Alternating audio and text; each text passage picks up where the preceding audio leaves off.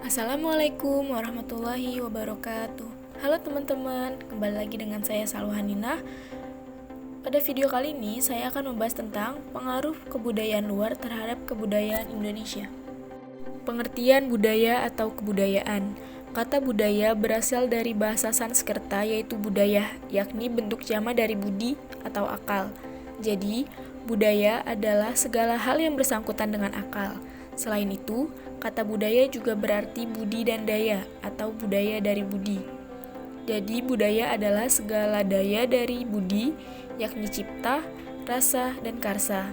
Budaya adalah suatu cara hidup yang berkembang dan dimiliki bersama oleh sebuah kelompok orang dan diwariskan dari generasi ke generasi. Kebudayaan adalah kompleks yang mencakup pengetahuan, kepercayaan, kesenian, moral, hukum, adat, dan kebiasaan-kebiasaan yang dilakukan oleh sekumpulan anggota masyarakat. Pembentukan budaya. Kebudayaan atau culture adalah keseluruhan pemikiran dan benda yang dibuat atau diciptakan oleh manusia dalam perkembangan sejarahnya. Konsep kebudayaan Indonesia di sini mengacu kepada nilai-nilai yang dipahami, dianut, dan dipedomani bersama oleh bangsa Indonesia. Nilai-nilai inilah yang kemudian dianggap sebagai nilai luhur sebagai acuan pembangunan Indonesia. Nilai-nilai itu antara lain adalah takwa, iman, kebenaran, tertib, setia kawan, harmoni, rukun, disiplin, harga diri, tenggat rasa, ramah tamah, ikhtiar, kompetitif, kebersamaan, dan kreatif. Konsep kebudayaan Indonesia ini kemudian diikat dalam satu konsep persatuan dan kesatuan bangsa, yaitu konsep Bhinneka Tunggal Ika. Kebudayaan tidak bisa hanya dilihat dari sisi isi kebudayaan itu sendiri, karena keberadaannya tidak lepas dari banyak faktor lain sehingga kebudayaan itu ada, berlangsung, dan berkembang. Satu faktor penting yang berkaitan dengan kebudayaan adalah masyarakat. Tidak akan ada satu kebudayaan tanpa masyarakat, demikian sebaliknya. Pengaruh kebudayaan Hindu dan Buddha, Barat, dan Islam terhadap kebudayaan Indonesia. Yang pertama ada pengaruh kebudayaan Hindu dan Buddha terhadap kebudayaan Indonesia. A. Seni bangunan. Bentuk-bentuk bangunan candi di Indonesia pada umumnya merupakan bentuk akulturasi antara unsur-unsur budaya Hindu-Buddha dengan unsur budaya Indonesia asli. Candi Borobudur merupakan salah satu contoh dari bentuk akulturasi tersebut. B. Seni rupa dan seni ukir. Masuknya pengaruh India juga membawa perkembangan dalam bidang seni rupa, seni pahat, dan seni ukir. Hal ini dapat dilihat pada relief atau seni ukir yang dipahatkan pada bagian dinding-dinding candi. Misalnya, relief yang dipahatkan pada dinding-dinding pagar langkan di Candi Borobudur yang berupa pahatan riwayat Sang Buddha.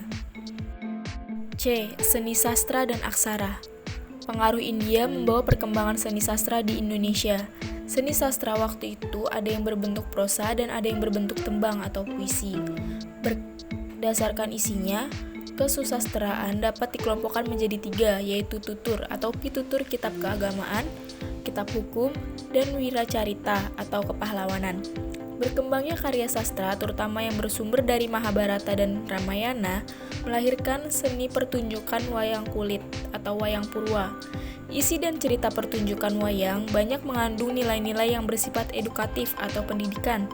Perkembangan seni sastra yang sangat cepat didukung oleh penggunaan huruf Palawa.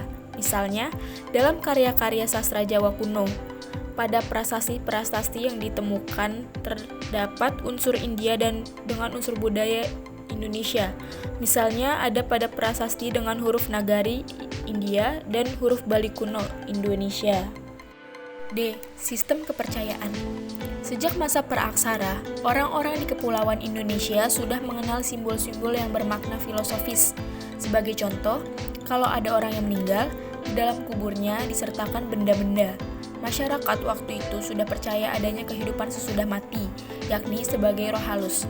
Oleh karena itu, roh nenek moyang dipuja oleh orang yang masih hidup atau animisme.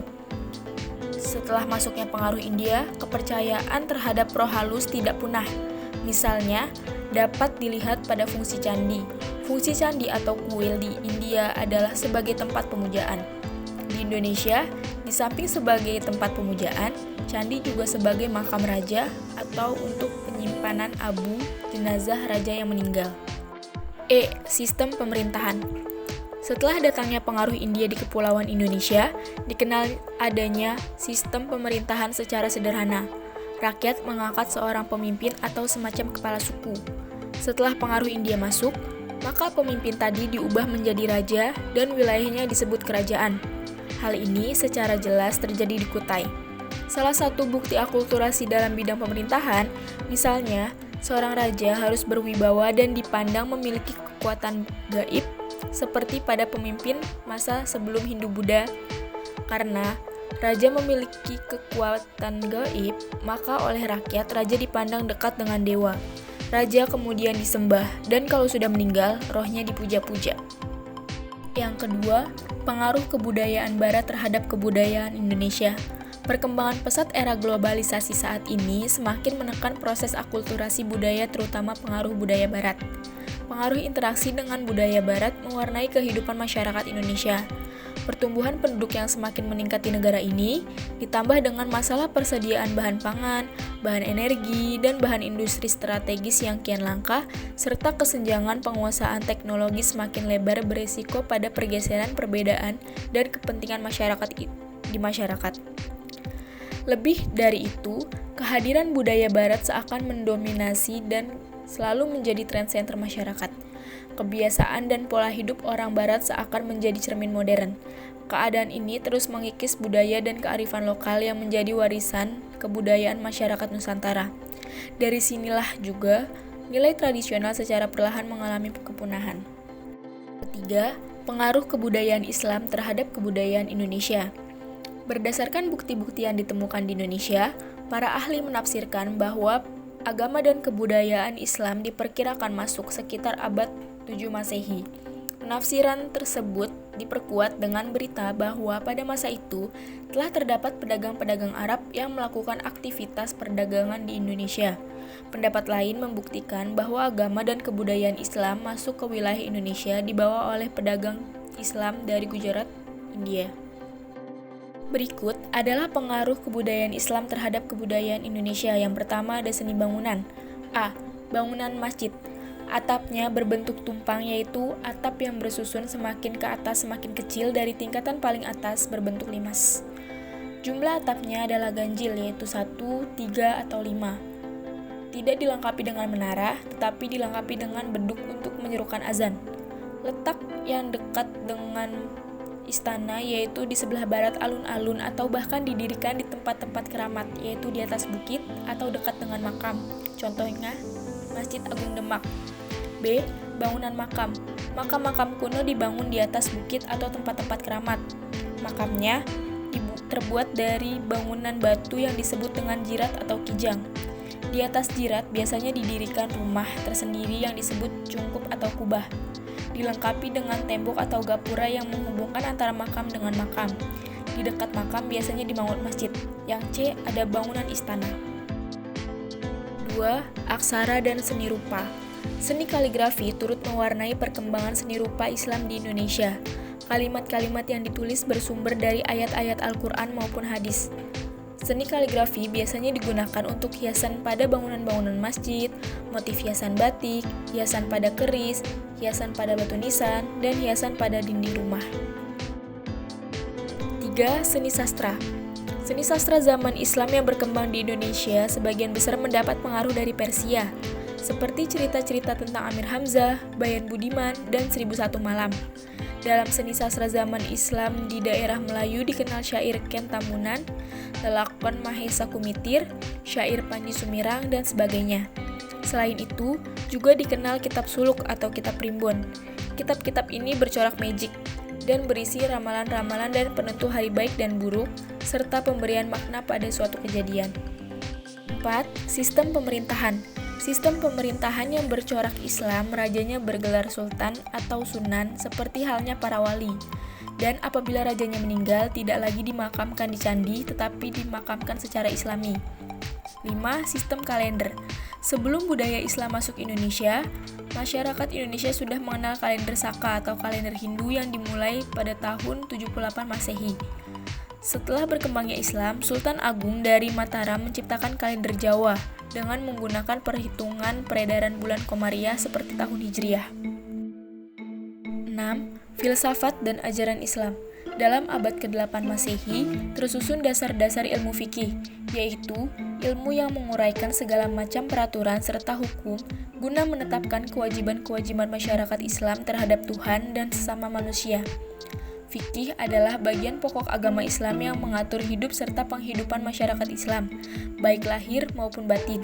Isi fikih adalah syariah, yaitu hukum yang menetapkan hak dan kewajiban-kewajiban orang Islam terhadap Tuhan dan sesama manusia. Pada abad ke-10 Masehi, lahirlah dasar-dasar ilmu kalam yang berisi penetapan segala sesuatu yang harus menjadi dasar kepercayaan orang Muslim. Dan pada abad ke-11 Masehi, lahir dasar-dasar ilmu tasawuf yang membahas tentang orang-orang yang langsung mencari Tuhan karena cinta dan rindu terhadap Allah. Mereka meninggalkan keduniawian dan menghadap jiwa dan raganya hanya kepada Allah. Manfaat mempelajari kebudayaan-kebudayaan yang mempengaruhi kebudayaan Indonesia. 1. Untuk mewujudkan suatu akulturasi kebudayaan. 2. Dapat memperkembangkan atau memperkaya budaya sendiri. 3. Pola pikir masyarakat menjadi lebih maju sehingga mendukung modernisme. 4. Ilmu pengetahuan berkembang lebih baik. 5. Agar kebudayaan Indonesia dapat menyaingi kebudayaan luar. Dengan begitu, kebudayaan Indonesia tidak memudar karena adanya kebudayaan luar yang masuk. Sekian video tentang pengaruh kebudayaan luar terhadap kebudayaan Indonesia yang dapat saya sampaikan. Lebih kurangnya mohon maaf. Semoga bermanfaat untuk teman-teman. Assalamualaikum warahmatullahi wabarakatuh. Jangan lupa di like dan subscribe ya. Terima kasih.